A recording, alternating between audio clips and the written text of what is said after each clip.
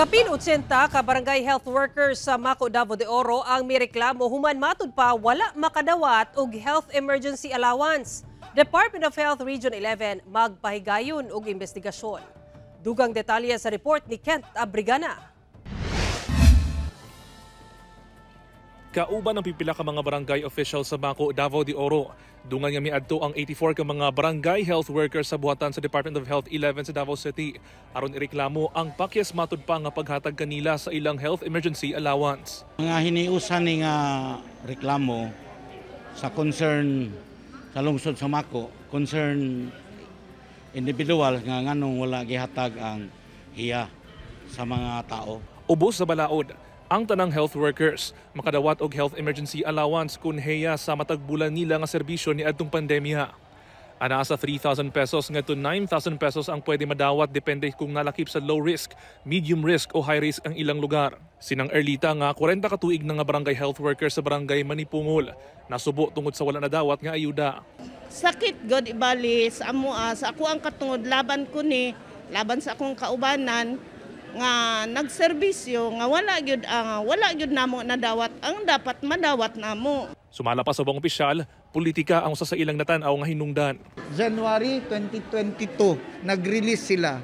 Mao lang gyapon ang nahitabo katong functionaries nga dili ila gitanggal pud nila sa pero wala gyud nila gikuan. Karon na pod nahitabo na pod ang hiya. Nag-release sila atong June 15. Mao lang gyapon ang nahitabo. Wala gyapon gipadawat tong mga BHW. Labi na katong kapitan nga dili ilaha. Gani sa pakikinabing mismo sa DOH-11 ngadto sa Municipal Health Office Maco, miingon ang taga MHO nga wala gayud nalakip sa ilang listahan ang maong mga BHW. Base sa gistorya pod sa focal person, ningon siya nga na sila municipal ordinance og napud katong mga tao nga nabutang nila sa CREC naapod to sila sa ilahang approved by the local health board. So mo nang katong ipangutana namo sila bahin sa kaning nabilin no ang ilang girason ni sa ilang focal person nga wala sila na appeal sa katong approved sa local health board. Muna siya amo ang istoryahan sa ilaha kung pag-adto namo karon. Wala pa mihatag og pahayag ang MHO Maco.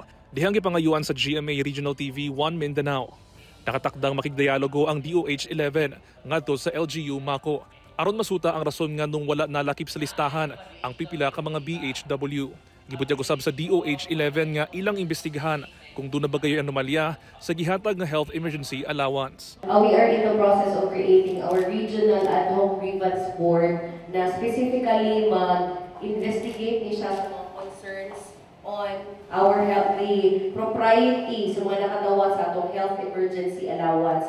Ang pinakauna mong proseso is maghatag og complaint, naatay complaint form nga katong mga nagreklamo karon ilaha po ting na-comply. Na ay tulo ka tawo nga responsable ana, isa ka grievance officer from the Department of Health na i-assign sa among regional director to undertake the investigation, isa ka representante gikan sa DOLE, ug isa ka representante sa mga healthcare workers nga mauna sila ang conduct sa investigation. Sa karon, ana sa 3.4 billion pesos nga health emergency allowance ang na-release sa DOH sa Davao Region. Kauban si Mel Colmenares sa kamera. Ako si Kent Abrigana para sa 1 Mindanao.